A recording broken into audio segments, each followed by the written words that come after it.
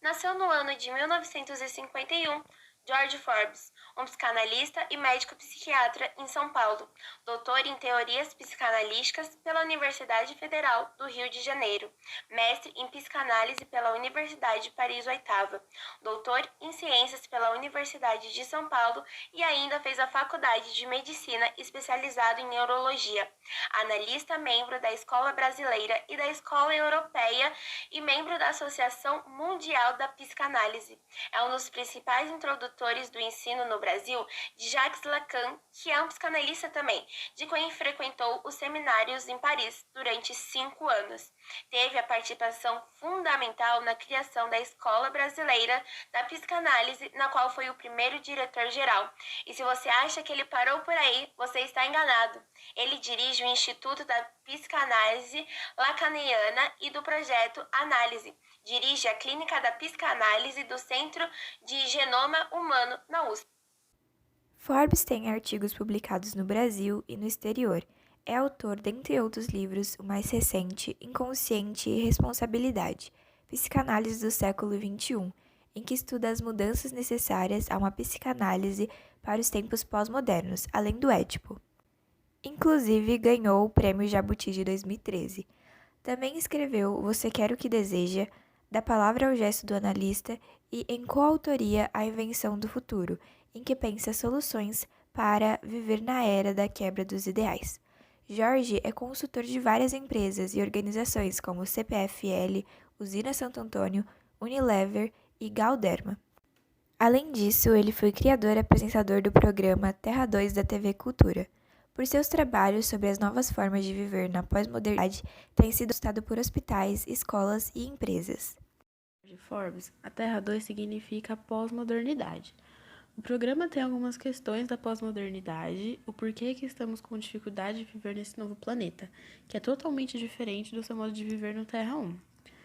Apenas alguns dos habitantes são parecidos, de resto é tudo bem diferente. Do nascimento à morte, passando por todas as etapas da vida. Educar, estudar, amar, casar, trabalhar, analisar, divertir, aposentar, tudo é radicalmente diferente. Algumas das diferenças do Terra 1 e do Terra 2 é que a Terra 1 ela é vertical, padronizada, hierárquica, focada e linear.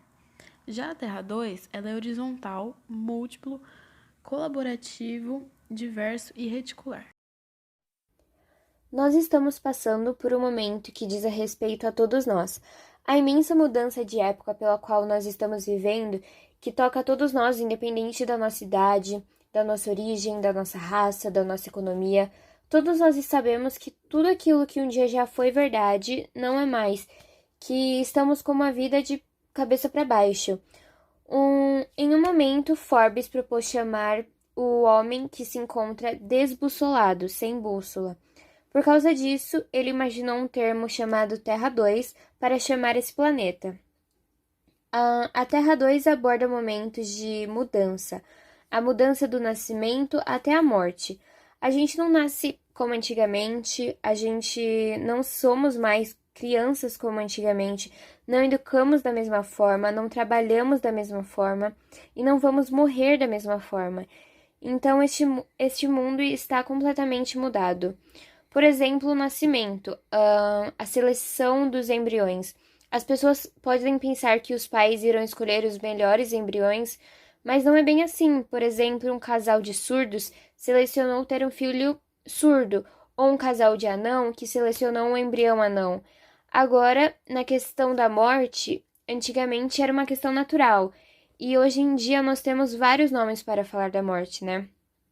O mais conhecido, por exemplo, é a eutanásia, porque a pessoa fica no hospital anos e às vezes em estado de coma e se pergunta se a gente pode ou não desligar a máquina. Se desligar é eutanásia. Ou suicídio assistido, por exemplo, o Freud, que não suportando mais a dor do seu câncer, pediu ao seu médico para ser morto. E também tem a recusa da medicação, né?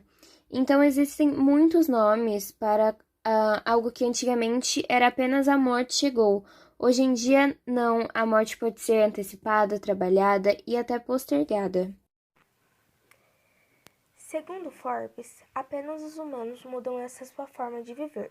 Então, apesar de termos mudado para essa Terra 2 e as coisas aparentarem ser as mesmas, as formas de pensar e agir dos humanos mudaram. Já os animais, eles não fazem o mesmo. Desde sempre, eles continuam na mesma, agindo como seus primeiros antecessores. O Forbes demonstra isso como algo tanto negativo como positivo. Negativo, pois eles têm a certeza do que podem ser e nós não, mas positivo, pois isso torna a gente criativo, diferente dos outros seres vivos.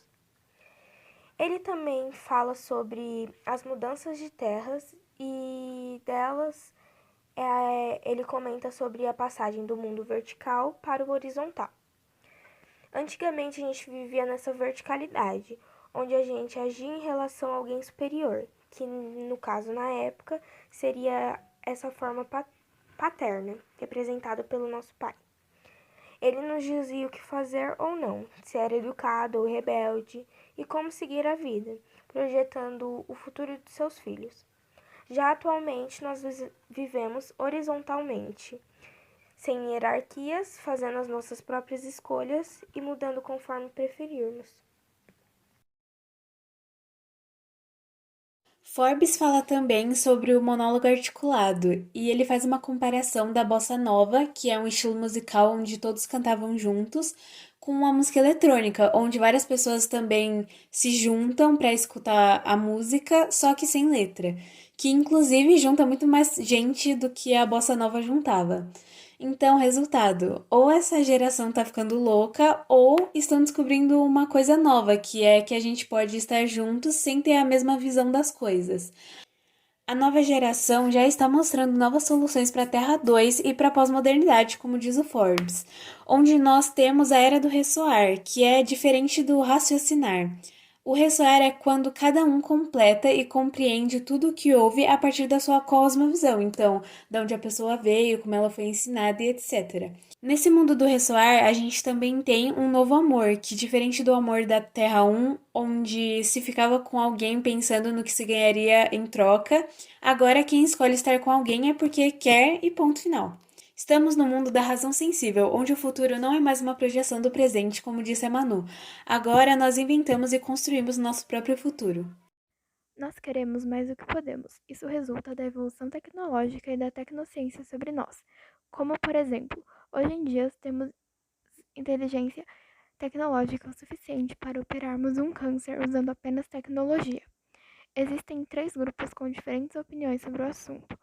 Os bioconservadores, que não querem a evolução da tecnologia, o pós-humanismo, que acredita que as máquinas vão nos dominar, e o transhumanismo, que acredita em que nós podemos conviver de uma forma pacífica e segura com a nova inteligência artificial.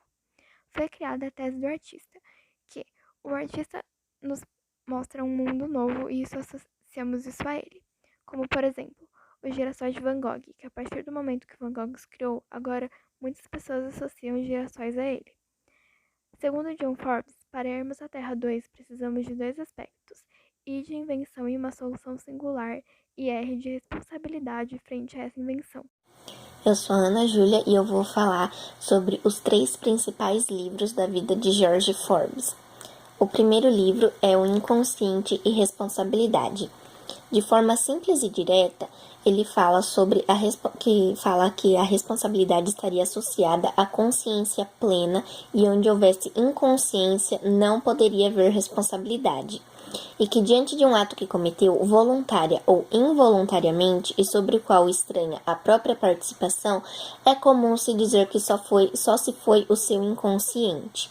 Dessa forma, diferenciando o inconsciente e a responsabilidade.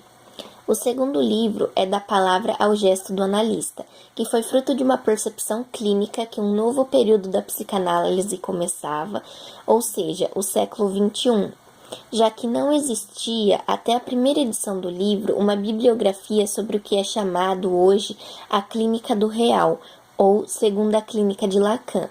Com o sucesso do primeiro livro, foi escrito o segundo livro, explicando de uma maneira mais simples, mais direta, melhor, mais didática, o que seria essa palavra ao gesto do analista, explicando melhor o começo do século XXI e o novo começo, uma nova fase da psicanálise. O terceiro livro de Forbes é Você Quer o que Deseja, que simplesmente ele sintetiza muitas histórias, vai mostrando diversas histórias que vão mostrando que atualmente não tem nenhum padrão universal que sobrevive.